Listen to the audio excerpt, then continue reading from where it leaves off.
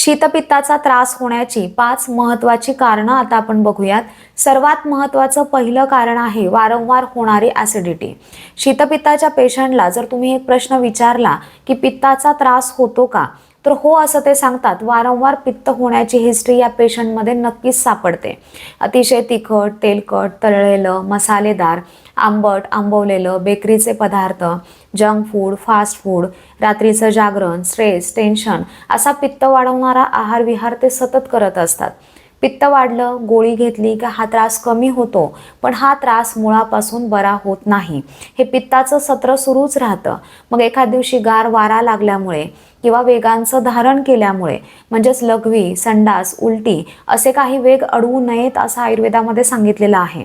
पण काही कारणांमुळे हे वेग अडवण्यात आले की शरीरातील वात आणि कफदोष प्रकोपित होतात. पित्त हे तर ऑलरेडी वाढलेलं असतं, त्याच्यामुळे वात आणि कफ वाढल्यानंतर पित्ताचा एखाद दिवशी उद्रेक होतो आणि त्वचेवरती गांधी उत्पन्न होतात. त्या ठिकाणी लालसर चट्टे येतात, ज्याला शीतपित्त असं आपण म्हणतो.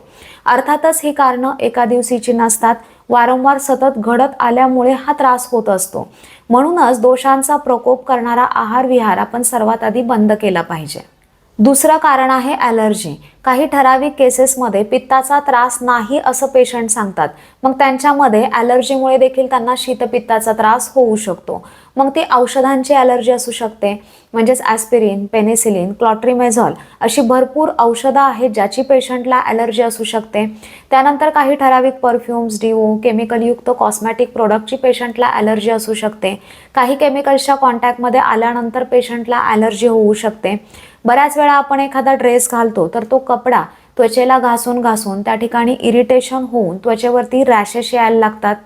काही ठराविक पदार्थांची पेशंटला ॲलर्जी असू शकते, म्हणजेच मासे, सी फूड, दूध, दुधाचे पदार्थ, शेंगदाणे, तीळ, ऊस, ऊसाचा रस असे काही ठराविक पदार्थ खाण्यात आल्यानंतर पेशंटला त्रास होतो, ज्याला आपण ॲलर्जी असं म्हणतो.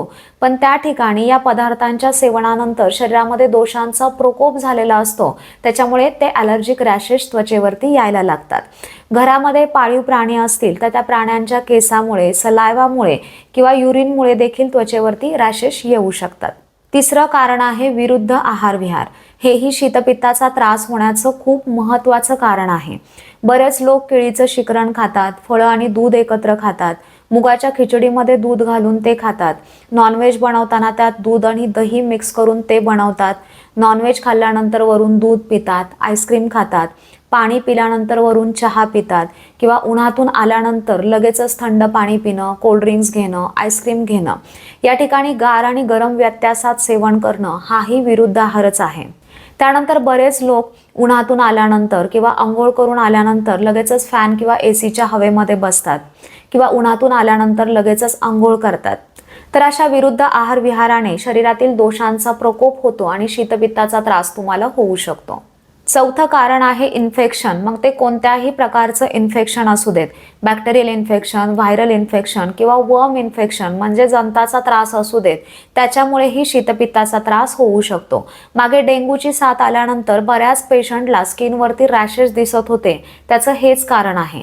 पाचवं कारण आपण इडिओपॅथिक म्हणू शकतो, कारण बऱ्याच पेशंटला खोदून खोदून हिस्ट्री विचारल्यानंतरही काहीच कारण सापडत नाही, तर त्या ठिकाणी आपण इडिओपॅथिक कॉज म्हणू शकतो. ही शीतपित्ताची 5 महत्त्वाची कारणं मी तुम्हाला का सांगितली, तर कोणत्याही आजाराचे उपचार करण्याआधी जी कारणं तुम्हाला बंद करणं शक्य आहे ती कारणं सर्वात आधी बंद करा, तरच तुमच्या उपचारांना चांगले रिझल्ट्स मिळतात.